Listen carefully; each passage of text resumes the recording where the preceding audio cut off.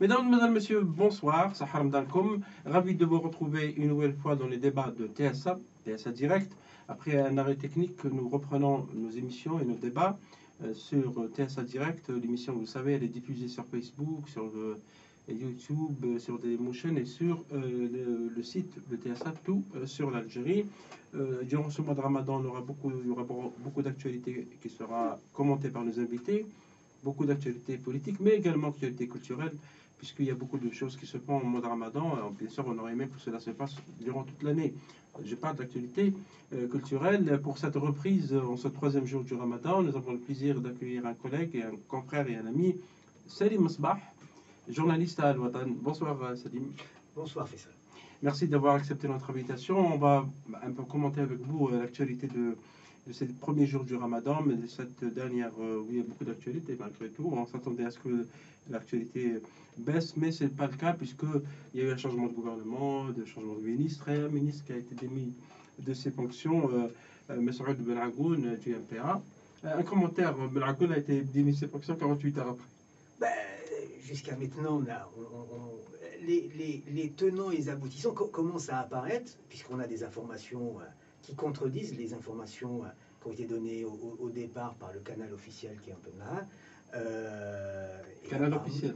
Apparemment, c'était bien. Ben oui, c'est le canal officiel. Et apparemment, on est loin de ce qui a été raconté. J'espère qu'on ira jusqu'au bout de cette histoire et qu'on connaîtra le fin mot de l'histoire. C'est pas évident et ça pose énormément de questions. Oui, M. Benaghoun a été démis de ses fonctions de ministre du Tourisme, de l'Artisanat, je rappelle, sur décision du président de la République, après proposition du Premier ministre, le nouveau Premier ministre Abdelmadjid Tebboune. Et aujourd'hui, on a eu une réaction du MPA, qui est le mouvement populaire algérien, puisque M. Benaghoun appartient à ce parti. Et le parti de M. Benyounès dit que M. Benaghoun n'est ni un délinquant, ni un corrompu. Si vous cherchez des corrompus, et vous le savez, ils ne sont pas chez nous. Qu'est-ce qui se passe? Est-ce qu'on est face à une nouvelle affaire, un scandale? Ce qui est clair, c'est que le MPA indirectement était désigné comme coupable, quoi. On disait que c'était comme c'était lui qui avait fait la proposition de M. Benaghoun, avec deux autres. Il y avait trois personnes, trois possibilités qui a été proposées par le MPA. Donc indirectement, on accuse le parti de Benyounès d'avoir proposé quelqu'un qui a un casier judiciaire aussi long que mon bras.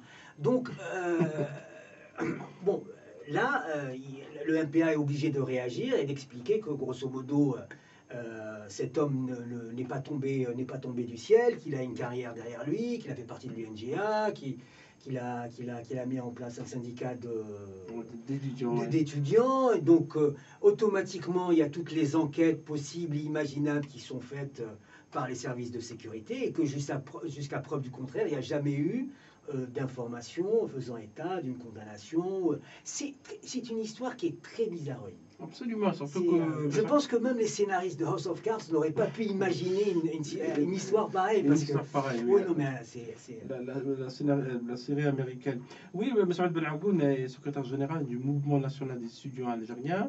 Syndicat, c'est le parti du MPA qui le dit, syndicat agréé après enquête du ministère de l'Intérieur. Et d'ailleurs, quand il y a une enquête, ça veut dire qu'il y a des enquêtes sur les antécédents judiciaires, etc. Et donc tout ça a été fait dans la légalité selon le MPA et selon le concerné.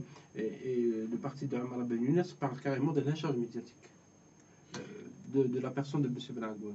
Alors, c'est dramatique. Si ce monsieur n'a rien à se reprocher, c'est dramatique parce que la violence avec laquelle a été annoncé son limogeage et avec toutes les informations qui ont été données, relayées sur ses condamnations, c'est dramatique pour lui, pour sa famille, franchement, c'est d'une violence que je ne souhaiterais pas à mon pire ennemi. C'est très violent. Est-ce qu'il n'y a pas aussi le rôle des médias n'est pas en jeu? Parce que hier, toute la journée, on a eu des informations sur M. Benaghoun, comme quoi il a des antécédents judiciaires. On a parlé de Milef Aswad, un dossier noir. On a parlé qu'il a trafiqué son diplôme.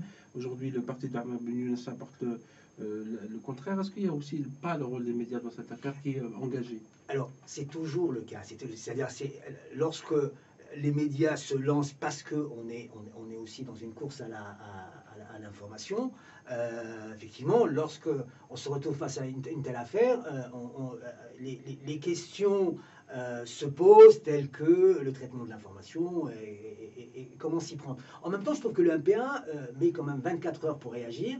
C'est un peu trop et qu'ils auraient pu réagir plus rapidement.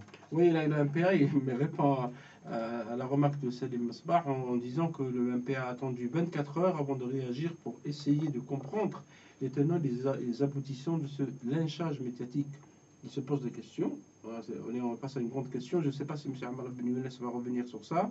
Qui sont les commanditaires de cette machination diabolique qui a jeté en pâture l'honneur d'un jeune militant dont le seul crime est de vouloir servir son pays?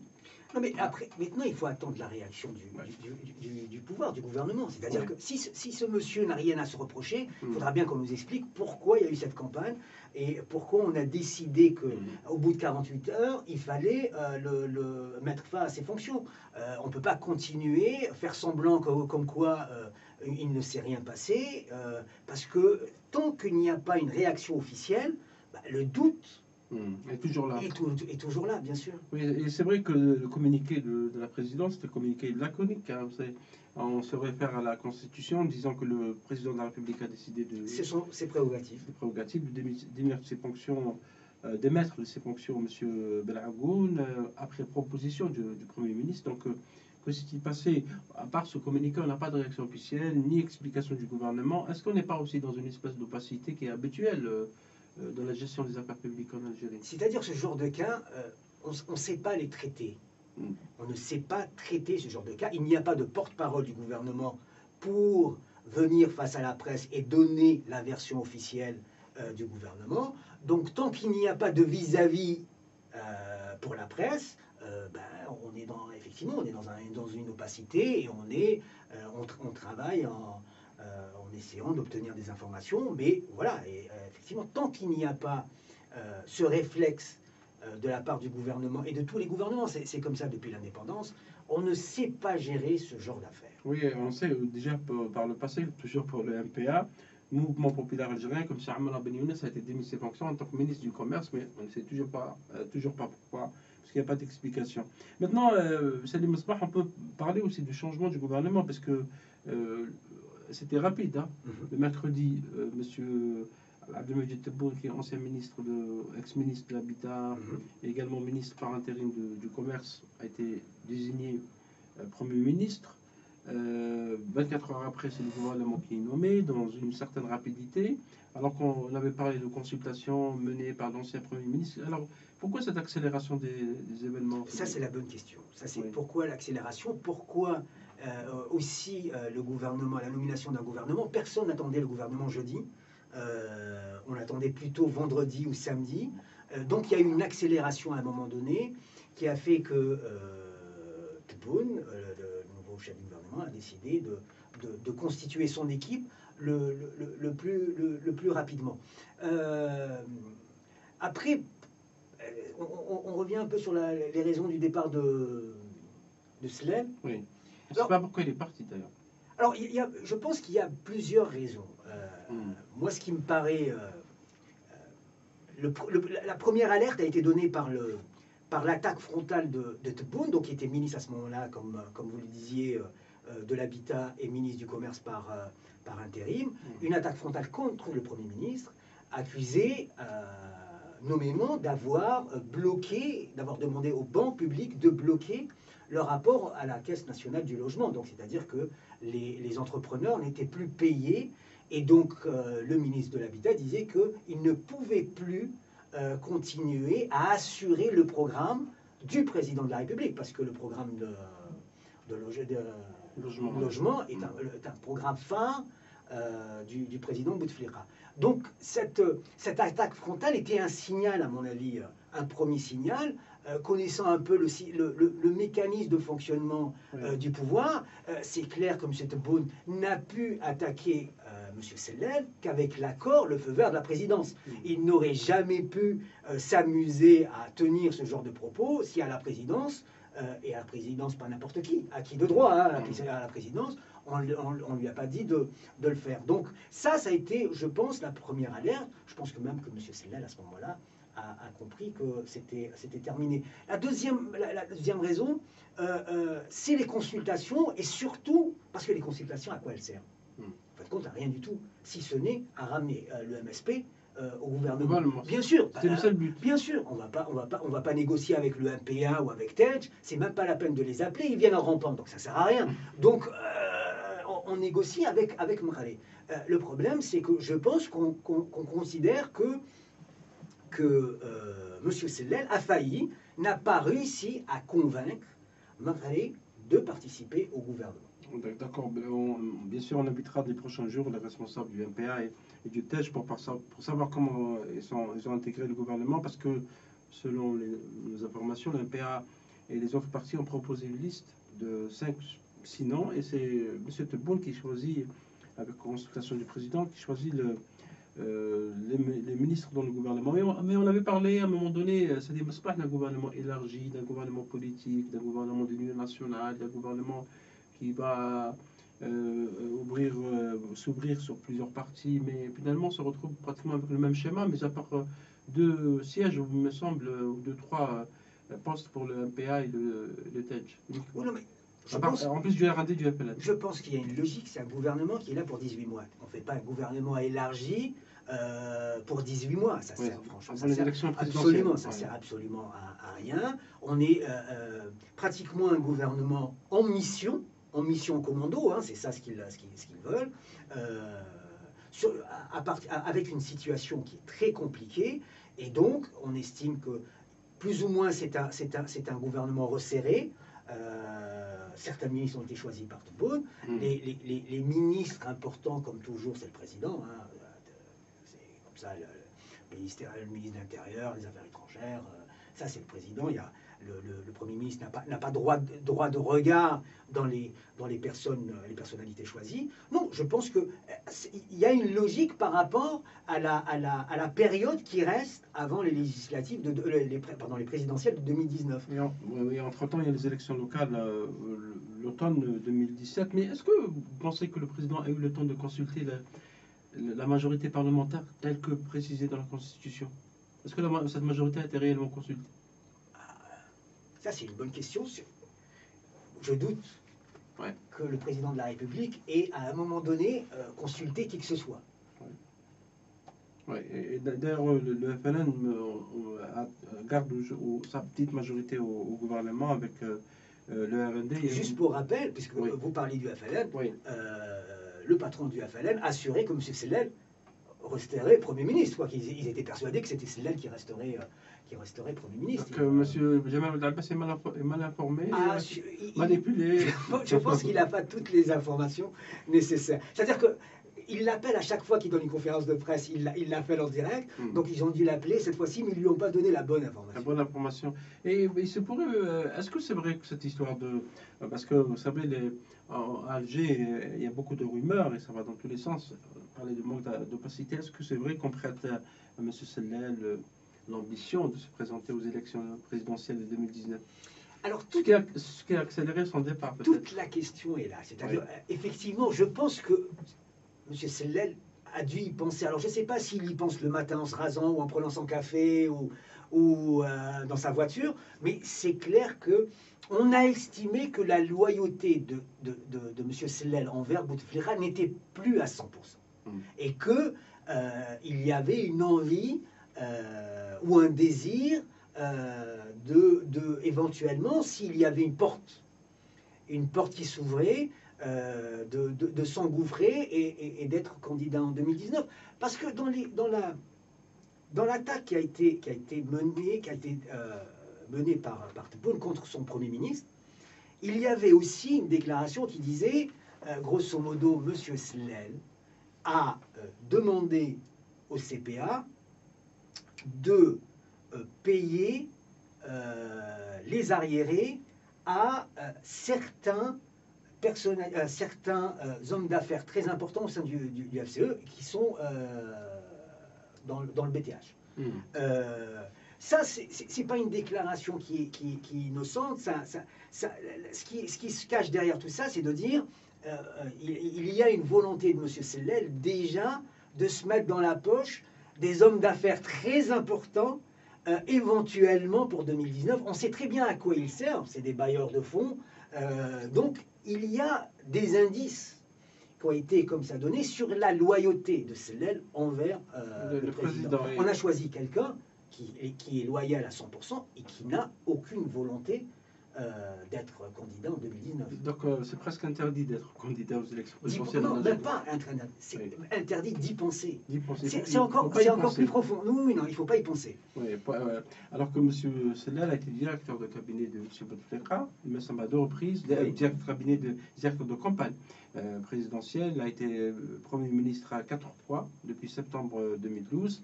Et là, c'est la rupture. Vous pensez que c'est la rupture, c'est la fin de. Alors, moi, je pense d'une époque. Je pense qu'il faut attendre. C'est alors, si comme certains le prétendent, M. Sellel se retrouve ambassadeur à Paris, c'est que c'est terminé.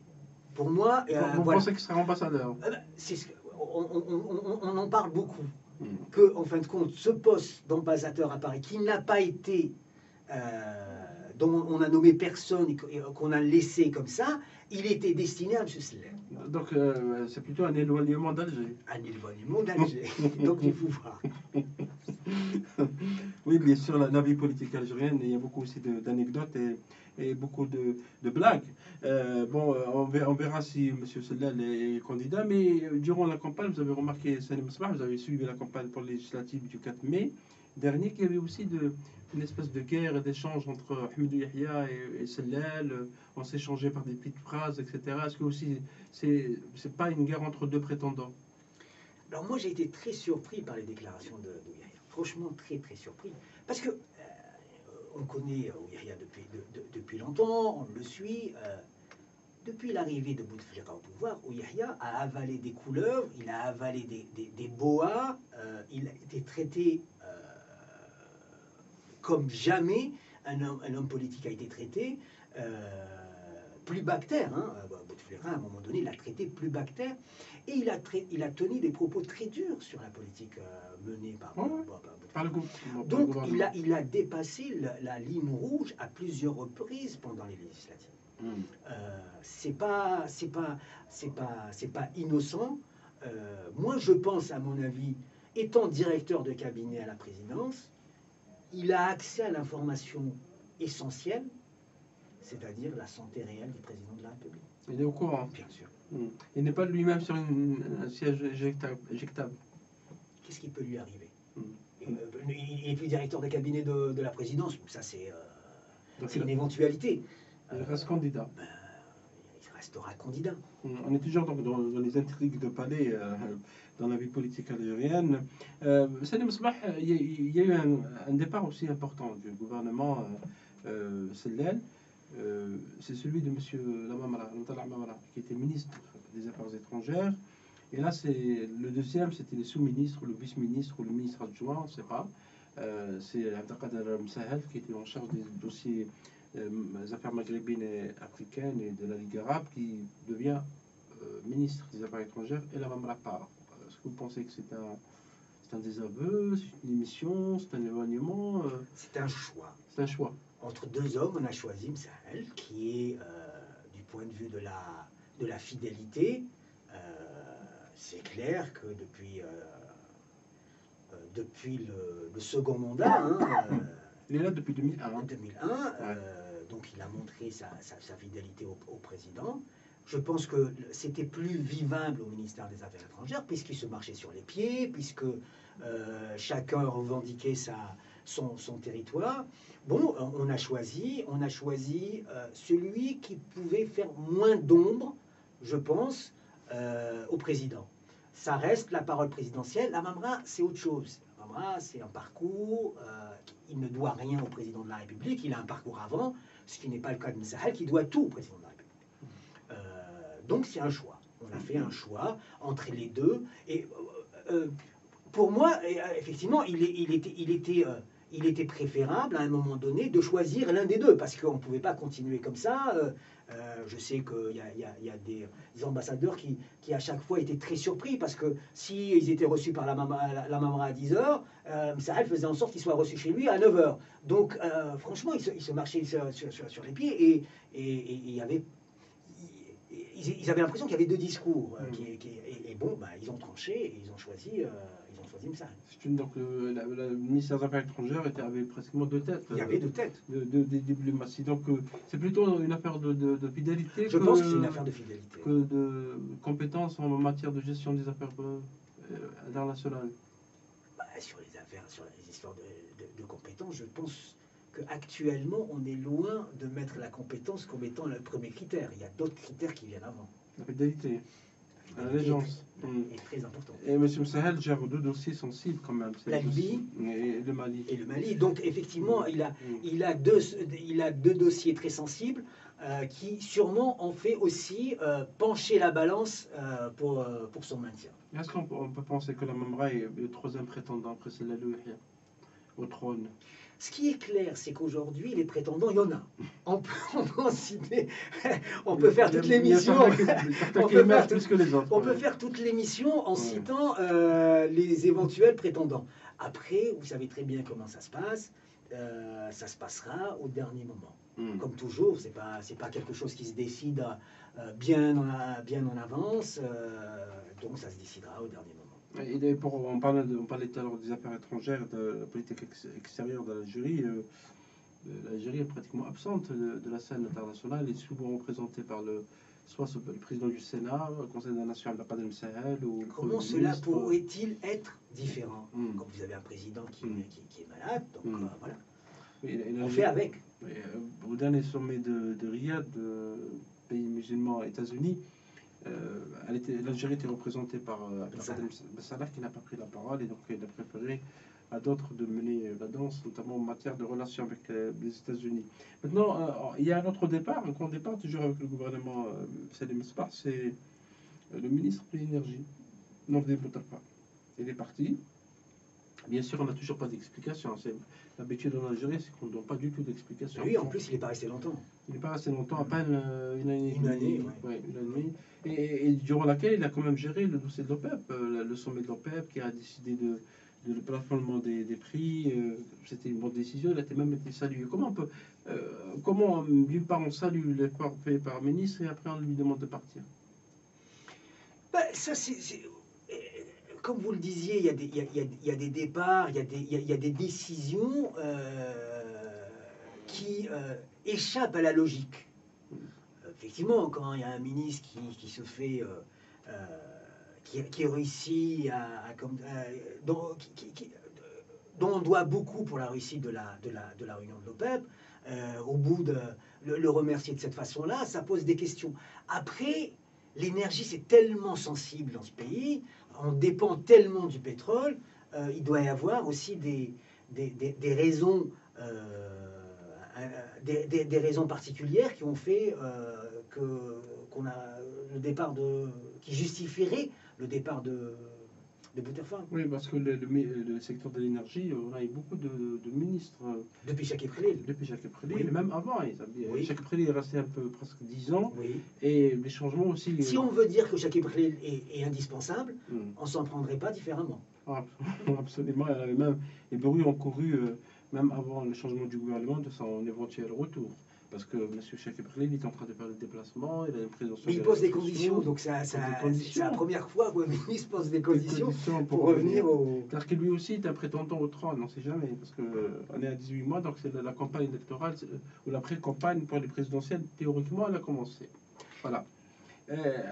Pour l'énergie, il y a aussi des changements pour rappel, pour nos amis téléspectateurs et auditeurs, il y a beaucoup de changements à la tête de Sonatrach. Chaque année, il y a pratiquement un directeur général, un changement. C'est un secteur qui est stratégique, mais qui semble être toujours aussi le terrain de lutte, peut-être d'influence. Oui, incontestablement, c'est un terrain de lutte et d'influence. Cela s'explique par le fait que le pays vit grâce à Sonatrach.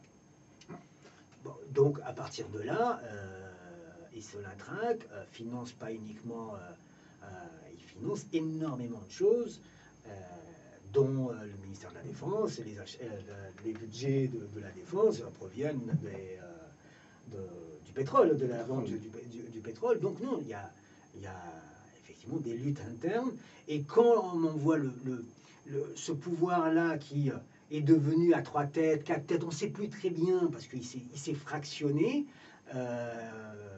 donc les influences sont encore plus rudes, plus dures, entre les différents acteurs. Oui, l'Algérie a perdu 70% des recettes pétrolières, de fiscalité pétrolière durant ces 3 dernières années. On a écouté, après on va revenir au ministre parti et ce venu, M. Tebboune, l'une de ses premières déclarations, il dit que la priorité sera le changement de vision économique. La priorité sera de sortir de l'ère du pétrole, de diversifier l'économie. Est-ce qu'il aura le temps en 18 mois? Non, mais cette histoire de sortir de l'ère du pétrole, ouais. si à chaque fois un ministre devait mettre 100 dinars à chaque fois qu'il dit ça, je pense qu'on pourrait combler le déficit de je sais pas quoi. Mais il faut arrêter. On a perdu énormément de temps.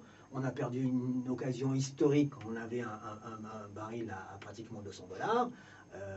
Maintenant, on est encore plus dépendant du pétrole que jamais. Après, qu'est-ce que veut faire M. Tebboune? Il veut faire une économie qui soit... On va aller vers une sorte d'économie de guerre où on va aller vers énormément d'austérité, une économie basée sur l'austérité, ça c'est clair. Pendant 18 mois, je pense que lui...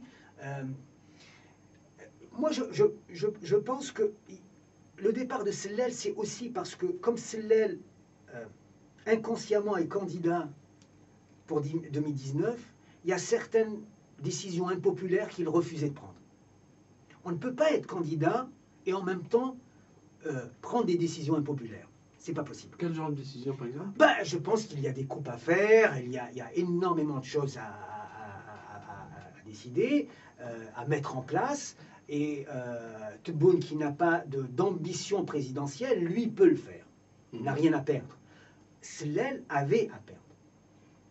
Et d'ailleurs, Abdelmalek Sellel avait critiqué, rappelez-vous, Salim, les projets de tramway. Il a dit qu'on n'a pas besoin de tramway partout, qu'il faut limiter. Et il a même critiqué le nombre élevé, selon lui, des cimenteries, des briqueteries, etc. Il semblait critiquer son ministre de l'Industrie, Abdeslam Bouchouel. Est-ce que c'était une guerre qui était entre eux? Est-ce que c'était des visions? Alors que lui-même est un gouvernement qui critique des décisions prises par le propre gouvernement. Ce climat, comment vous l'expliquez? Ça montre d'abord qu'il n'y a pas de tête, il n'y a pas de chef dans ce gouvernement. Et il y a une fonction qui est remplie, parce qu'il faut un chef du gouvernement, ça c'est clair. Mais après l'autorité, ce que représentait le chef du gouvernement auprès des autres ministres, il ne représentait pas grand-chose, parce que personne ne négociait avec lui, et que s'il y avait des arbitrages, on appelait de qui de droit à la présidence pour régler les problèmes. On n'appelait pas Sellel, personne n'appelait Sellel. Donc il était dépouillé de ses prérogatives. Sûrement, il y avait des ministres qui n'étaient pas assez puissants, mais le ministre de l'Industrie était quand même assez puissant à un moment donné. Il faudrait peut-être revenir sur les raisons qui ont fait que Bouchouel se retrouve exclu de ce gouvernement-là. Alors qu'on le présentait comme un éventuel successeur à Sellel. Oui, non, mais je pense que sur Bouchouel, il y a les affaires. C'est-à-dire que, moi, comment je vois ce gouvernement, c'est qu'on a décidé d'élaguer toutes les branches considérées comme pourries.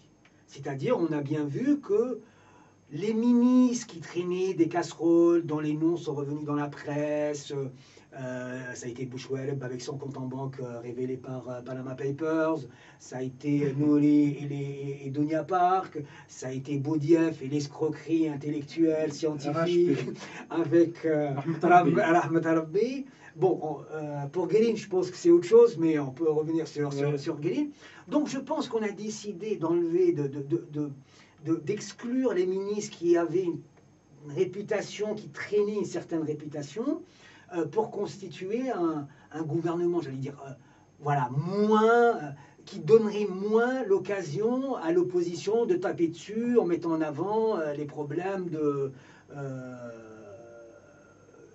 d'honnêteté, etc. Donc, au départ, c'était ça l'idée. Mais je pense que Bushwalop, on lui a reproché énormément de choses. Effectivement, on lui a reproché les cimenteries.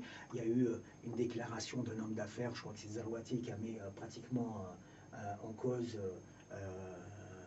Bushwalop. Et puis, il ne faut pas oublier qu'en enlevant Bushwalop, on tape aussi sur Yahya.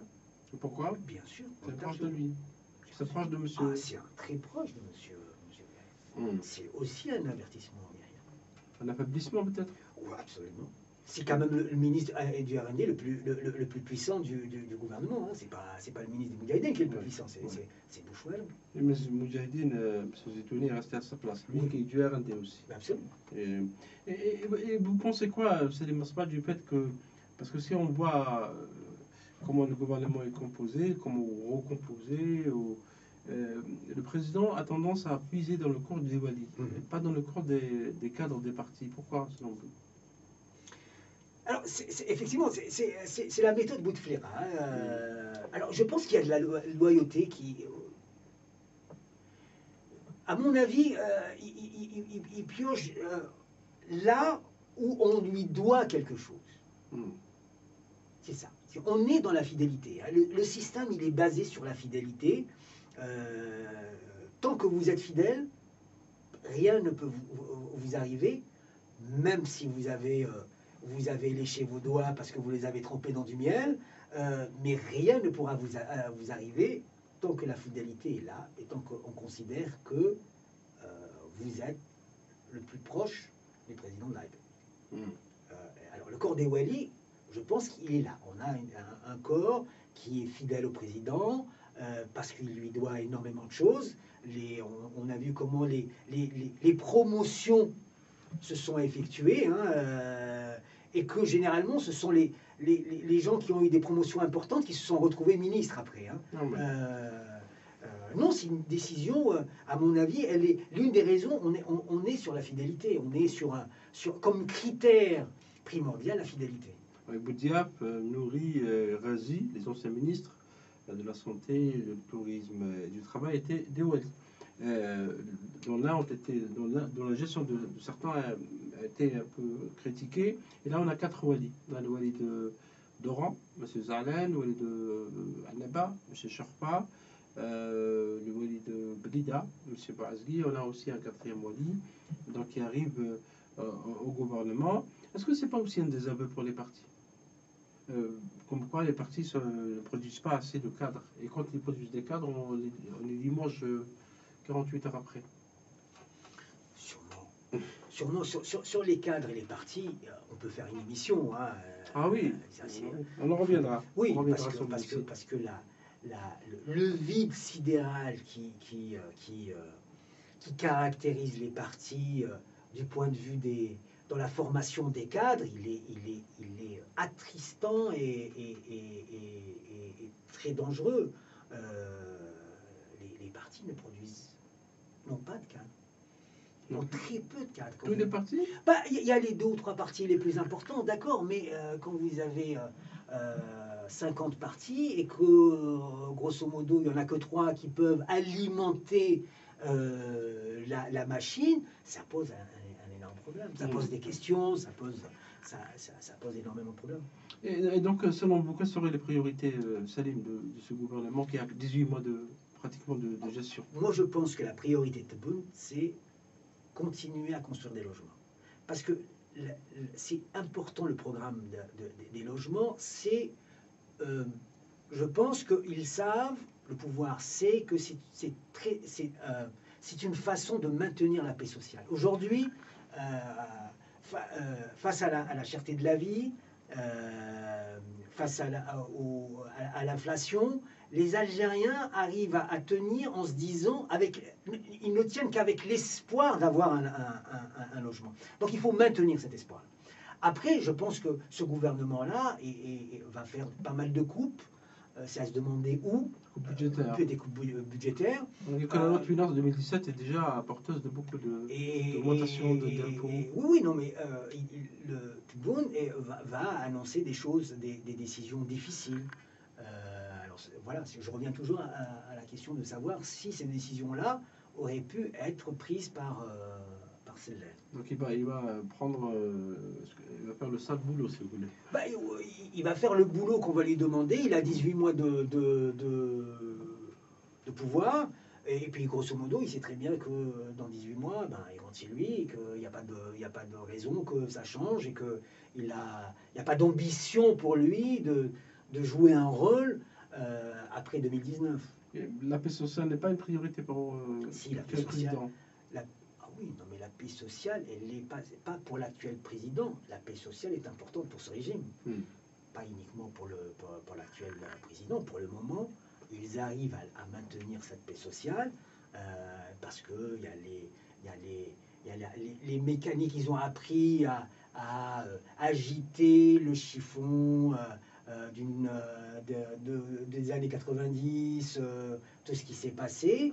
Les Algériens ne sont pas prêts, et ça c'est clair, à revivre ce qu'ils ont vécu. Après, il faut reconnaître quelque chose. Il y a un crédit positif pour Bouteflika. C'est ça ce qui est, c'est que Bouteflika a un crédit auprès de la population. C'est-à-dire qu'on est arrivé à faire croire aux gens que on doit tout au président de la République. Les logements, c'est lui. Les voitures, c'est lui. Les augmentations, c'est le père de la nation. Les augmentations de salaire, c'est lui. Et les gens sont convaincus par ça. En plus, il est malade, donc il y a cette empathie pour un homme qui est fatigué, qui est malade. Il a un crédit positif, il a un crédit auprès de la population. Qu'on l'aime ou qu'on l'aime pas, ou qu'on le veuille ou non. Et vous pensez qu'il va aller vers un 5e mandat? Alors je vais vous surprendre, je pense que c'est possible. C'est ça. Le drame, il est là. Ouais. Le drame, c'est qu'il y a de fortes probabilités. Oui, parce que la force de ce régime, c'est qu'ils ont fait le vide. Ils ont fait le vide, que même auprès, puisqu'on dit à chaque fois, il y a des négociations avec 2 ou 3 capitales internationales qui sont très importantes, donc c'est Paris ou Washington, personne ne veut, que ce soit Paris ou Washington, que la situation dérape ici. Et que tant que le président, même s'il est malade, même si on ne le voit pas, même si, etc., tant qu'il y a une paix sociale et que les choses continuent à fonctionner tant bien que mal, bah, il est préférable d'avoir un président malade comme candidat qu'un candidat dont on ne sait pas très bien ce qu'il veut faire et où il y aurait des risques de dérapage. Et pourquoi on lie le maintien de Bouteflika au pouvoir à la stabilité? C'est parce qu'ils le vendent très bien, ils le vendent comme ça. Le message, il est vendu comme ça. Ouais. C'est ça l'intelligence de ce régime, c'est de dire, s'il n'y a pas Bouteflika, il y a de fortes chances que ça dérape. Parce que ces dernières années, ces 20 ou 25 dernières années, on a eu le cas d'un président assassiné, d'un autre qui a démissionné, et un autre qui a été fait démissionner, etc., etc. Et les choses n'ont pas dérapé pour autant. Oui, mais là, il y a une crise. Les capitales étrangères connaissent la situation économique de l'Algérie, les difficultés, et il y a des craintes. Ça, c'est clair qu'il y a des craintes. Il y a des craintes parce que personne ne sait très bien où ce pouvoir veut aller. C'est une énigme. C'est une énigme. Et donc, tant que vous avez un pouvoir qui fonctionne d'abord en opacité totale, ils n'arrivent pas à décoder, et deuxièmement, ils ne voient pas très bien où ce pouvoir veut aller, quelle est la feuille de route. Il n'y a pas de feuille de route puisqu'on est dans un pays qui est géré heure par heure. Même pas de jour en jour, c'est heure par heure. Chaque jour, c'est suffisant. Largement. Quand c'est une journée qui se termine, c'est une journée de gagner. On va revenir, Salim Asbah, au gouvernement. Les ministres qui sont partis, qui sont venus, on nous parle de 12 nouveaux ministres, on parle de relooking, de lifting, de changement de peau. Est-ce que vous pensez que réellement le gouvernement a changé de peau? Parce que c'est les... Il changerait de poste si sur les ministres, les ministères importants, ce qu'on appelle les ministères régaliens, etc., il y aurait eu des changements. Mais il n'y a pas eu de grands changements, si ce n'est peut-être le départ de Baba Ali des finances. Oui. Bon, je pense que lui, il paye l'histoire des banques avec la Caisse nationale du logement, puisque les banques publiques dépendent du ministère des Finances. Donc, non, c'est lui qui c'est le grand changement, c'est lui. Bouterfa, effectivement, ça a été la surprise. Ce qui est drôle, c'est qu'il ramène le PDG de Sonelgaz pour remplacer un ancien PDG de Sonelgaz. Et on ramène, oui, c'est-à-dire que j'allais dire changement de chaise. Si, voilà, c'est une sorte de chaise musicale, quoi. Les Butterfly partout dans la pièce. et donc, voilà, donc, non, je ne vois pas de changement dans ce gouvernement. Puis, le gouvernement, je pense qu'ils ont besoin de quelqu'un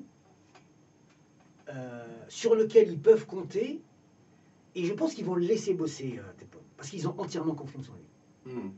Tebboune, c'est pas l'aile. Apparemment, c'est quelqu'un qui est assez véhément, voilà. Donc, on a mis en place un ministre qui va pouvoir se faire entendre et j'espère se faire respecter, ce qui n'était pas le cas de celle-là. Et comment expliquer le maintien de Nouria Abdelrabet, pourtant ministre de l'Éducation? Elle-même, elle a aussi traîné des casseroles. L'affaire de la fuite du baccalauréat en juin de l'année passée. À ce jour, on ne sait pas. Qu'est-ce qui s'est passé? Est-ce qu'il y a eu une enquête? Est-ce que le résultat de l'enquête? Et malgré tout, elle est maintenue. Je ne pense pas que Nouria Abdelrabet soit responsable de ce qui s'est passé. Je pense qu'ils le savent très bien. Ça échappe à tout. Cette histoire de fuite, ça échappe à tout. Personne ne peut contrôler quoi que ce soit aujourd'hui avec les réseaux sociaux. Vous ne contrôlez rien du tout. Qui est responsable de la fuite? Bah, y a toujours, on a été lycéens, on a passé le bac. Il y a tous les ans des fuites. Ouais. Tous les ans, il y a des fuites. Aujourd'hui, elle est amplifiée à cause des réseaux sociaux. Ouais. Mais il y a tous les ans des fuites. On a passé le bac. Il n'y a pas une fois où vous passez le bac sans qu'on vous appelle le soir pour vous dire voilà le sujet de demain. Ça a toujours été comme ça. Je ne pense pas que ce soit la ministre de l'Éducation nationale qui en soit responsable. Et moi, personnellement, je suis content qu'elle soit maintenue à son poste. Oui, est-ce qu'il ne faut pas aussi aller dans ce que les Américains appellent accountability, ça veut dire rendre des comptes, parce qu'on a en Algérie des gouvernements qui changent sans présenter de bilan, sans rendre des comptes, des ministres qui parlent, puis après ils basculent dans l'opposition, dans la critique de l'exécutif. Comment instaurer cette culture de bilan? Le gouvernement Sellel a été changé 4 fois sans présenter à aucun moment un bilan au Parlement, alors que c'est une obligation constitutionnelle. Ben, ça donne une idée de ce qu'on pense du Parlement. Ouais. Et de la Constitution également. Et de la Constitution, absolument. Si on ne la respecte pas. On respecte. Il n'y a pas de bilan. On ne demande rien à personne. Il y a des ministres qui traînent des scandales financiers qui se retrouvent chez eux bien au chaud. Donc, franchement, il n'y a rien de surprenant à ce que le chef du gouvernement, le Premier ministre, parte sans qu'on lui demande des comptes ou sans qu'on lui demande un peu ce qu'il a fait durant les 5 années où il a été Premier ministre. Non, j'allais dire, c'est dans la logique du fonctionnement de ce pouvoir. Il n'y a pas donc de bilan, alors que c'est bien écrit dans la Constitution. Le gouvernement présente le plan d'action et à la fin de l'année, il fait la politique générale, déclaration de politique générale, les questionnements des députés, etc. pour savoir ce qui a été réalisé. Il y a même la disposition qui porte sur l'instauration ou la nécessité de ramener une loi de règlement budgétaire pour savoir ce qui a été dépensé dans la loi de finances. Or, c'est des dispositions qui sont bien présentes dans la Constitution et qui ne sont pas respectées. Ce n'est pas les seules dispositions qui ne sont pas respectées. Entre autres. On est d'accord. Mais juste pour Benrabbalit, ça va être le bac. Ça va être une épreuve pour Tebboune. Hein. C'est la première épreuve pour Tebboune. Alors, imaginons que... ça va être la première épreuve. Il sera jugé sur ça dès le départ. Oui, parce que se mettre à dos des parents... parce que c'est ça le problème. C'est que Sellel s'est mis à dos, la ministre aussi, ils se sont mis à dos des parents d'élèves. Parents d'élèves, oui, qui sont en colère. Oui. Bien sûr, les parents d'élèves qui sont en colère. Donc la première expérience douloureuse de ce gouvernement, ça va être le jour des examens du bac. C'est-à-dire qu'on peut penser des élections, des élections, pas, le bac sans fuite. Non mais ça c'est l'exploit. Ça c'est l'exploit. Mais ils ont essayé de couper Internet. Oui, mais cette fois-ci peut-être qu'il va à l'électricité. Et le gouvernement décide aussi d'instaurer même des caméras de surveillance dans les écoles. Alors comment concilier l'idée de l'austérité t'as pas chopé l'idée de mettre des caméras dans les milliers d'écoles en Algérie, ça c'est une énigme. Peut-être que M. Tebboune aura la réponse pour ça. On continuera à parler aussi des ministres qui sont partis, ceux qui sont restés. Il y a Jamel Karwan qui arrive au ministère de la Communication, Jack Karwan qui était journaliste à Al-Moujahid, était aussi directeur de l'Agence nationale d'édition de publicité, ANEP, qui arrive au gouvernement et il remplace Hamid Green. Hamid Green, pourquoi il est parti selon vous? Ah. Je pense que Hamid Green est une erreur de casting. Pour vous? Oui, pour moi c'est une erreur de casting. Pourquoi? Parce que je pense qu'à un moment donné, il savait plus. C'est tragique, parce que c'est très facile de taper sur une ambulance. Hamid Green a terminé ministre, et une seule chose qu'il faisait, c'est les sessions de formation pour les journalistes. Hein. C'est tout ce qu'il annonçait, hein, à un moment donné. Je pense que... Il a été oui, à un moment donné, non, à un moment donné, je pense qu'il en a tellement fait qu'il a gêné même ceux qui l'ont installé. Ça allait trop loin. Dans quelle manière? De quelle manière? Bah, c'est-à-dire que il a fait ce qu'on lui a demandé, c'est-à-dire qu'il a géré à sa façon la distribution de la publicité par les annonceurs. C'est-à-dire l'interventionnisme, demandant à des annonceurs de couper les vivres la pub à tel ou tel journal, etc. etc. Donc il l'a fait, il l'a apparemment bien fait. Après, une fois que, comme maintenant il n'y a plus de pub, il n'y en a pas beaucoup, donc sa mission première, elle n'a plus lieu d'être, donc elle s'est terminée. Donc l'autre erreur qu'il a commise, à mon avis, c'est qu'il s'est immiscé dans le travail de la RAF. La RAF, c'est l'agence de régulation. Absolue. De l'audiovisuel. Il s'est immiscé dans son travail. De quelle manière, Salim? Il a tenu quand même certains propos. L'instruction qu'il a envoyée. Bien sûr, sur avant les élections législatives. Avant les élections législatives. Il y a eu sa déclaration demandant à ce que les chaînes n'accueillent pas sur leur plateau les candidats qui appellent au boycott des élections. C'est une horreur cette histoire-là, c'est une catastrophe. Mais je pense qu'avec l'Arabe, il a commis une erreur parce qu'il ne savait pas à qui l'affaire. Parce que Zouaoui Ben Hamadi, c'est pas n'importe qui. C'est le président de l'Arabe. C'est le président de l'Arabe, installé, désigné, choisi par la présidence. On se rappelle que c'est quand même le Premier ministre qui l'a installé, alors que son prédécesseur, c'était le ministre de la Communication qui l'avait installé. Parce que quand c'est le Premier ministre qui vous installe, ça vous donne un poids à la nomination. Et je pense que M. Ben Hamadi a dit à qui de droit qu'il en avait un peu marre, parce que Ben Hamadi démissionne. Hein, il n'est pas content, il fait une démission et puis il rentre chez lui. Donc il a l'habitude, il l'a fait à la présidence. Son parcours est là pour le prouver. Il était également ancien directeur de la radio, de l'NRS. Et l'Arabe n'a pas répondu à l'instruction de Hamid Green. Est-ce que vous pensez que l'arrivée d'un publicitaire, parce que Jamel Karwan est également un publicitaire, l'ANEP donne de la publicité institutionnelle, publique aux journaux, va un peu changer cette donne par rapport à la distribution de la publicité aux journaux? Ça va apaiser. Je pense que Green était clivant. Il y avait ceux qui l'aimaient et ceux qui le détestaient. Donc il y avait trop de... Voilà, il était arrivé à se faire détester par une bonne partie de la corporation. Et avec le nouveau ministre, ça peut être plus apaisant, on peut discuter. Voilà, je pense qu'on cherche aussi, dans une période aussi compliquée, d'apaiser les rapports avec la presse, avec les médias publics, avec les médias privés. Donc on a trouvé un homme de consensus, beaucoup moins clivant que Green. Donc Jamel Karwan, selon vous, va un peu améliorer la relation avec les journaux, avec les médias? Je ne sais pas s'il aura la possibilité de répondre aux exigences ou aux demandes des médias, mais je pense que les médias sont disposés à le rencontrer, à discuter avec lui, alors qu'avec Green, c'était compliqué, quoi. Il y avait, tout de suite, il y a eu des barrières qui ont été établies des deux parties, et il n'y avait plus de dialogue.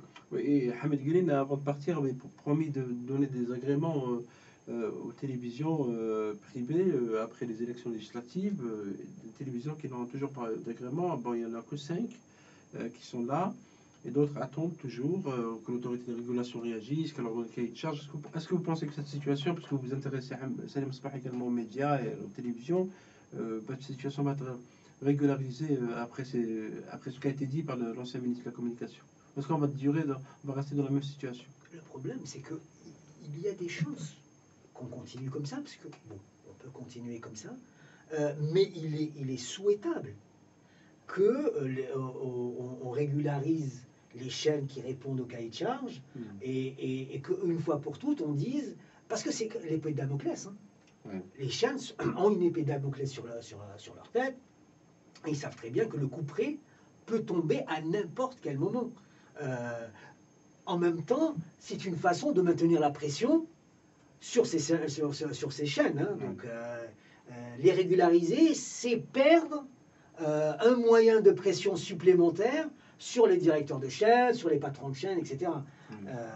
Mais effectivement, dans l'absolu, il serait préférable de régulariser ces chaînes-là. Oui, parce que selon ce qu'on voit sur le terrain, c'est qu'il n'y a que 5 chaînes qui sont considérées comme des chaînes étrangères, des bureaux représentants, c'est-à-dire Sherlock TV, c'est Nahar TV, c'est Al Hogar TV, Jair TV et El Jazeera. Les autres ne sont toujours pas reconnus.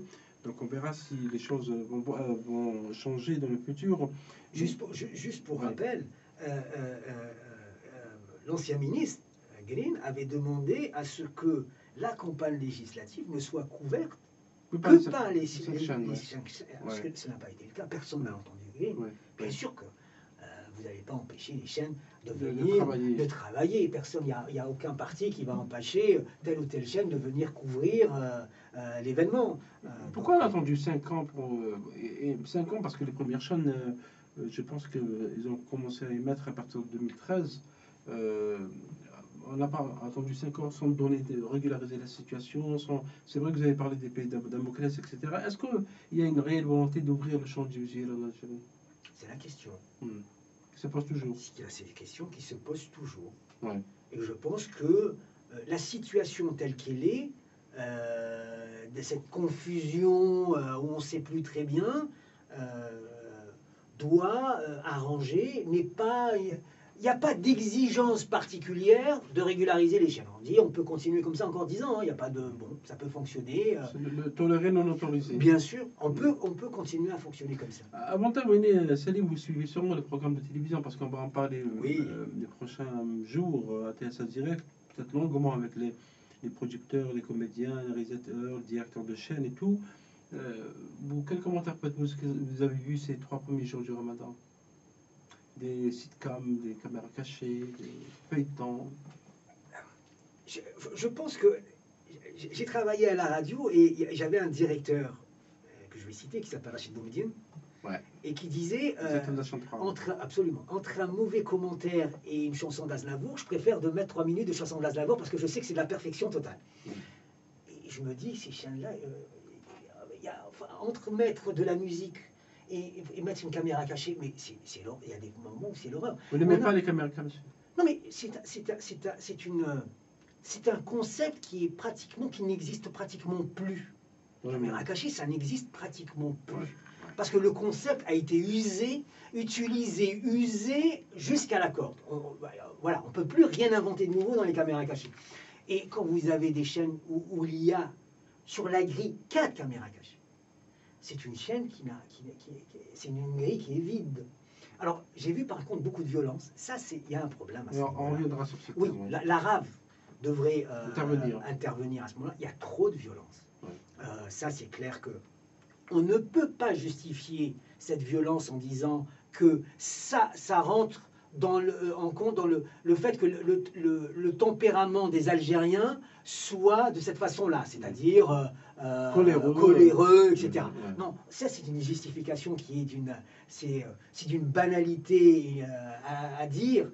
Bien sûr qu'on peut faire des programmes sans que les Algériens se tapent dessus face caméra. Ouais. On n'a pas besoin de se battre pour rire. Absolument, on n'a Ouais. pas besoin de se battre pour rire, on n'est pas besoin de se battre pour être intelligent, et on peut faire des programmes sans se dire des horreurs à la télé. Et voilà. Merci Salim d'avoir terminé sur cette touche, parce que ça sera aussi beaucoup de débats. On reviendra durant le mois de Ramadan sur ça, parce qu'il faut mettre au débat cette question de la télévision, de ce qui est produit à la télévision. Nous avons beaucoup de télé, donc beaucoup de producteurs, beaucoup de comédiens. Merci à vous de nous avoir suivis. Demain et les prochains jours, nous aurons d'autres invités pour débattre de plusieurs questions d'actualité nationale, politique et culturelle, en après-midi et parfois en soirée. Merci de nous avoir suivis. On vous souhaite Sahab Tolkom et à très bientôt. Merci Salim Sbah. Merci, ça va. Au revoir.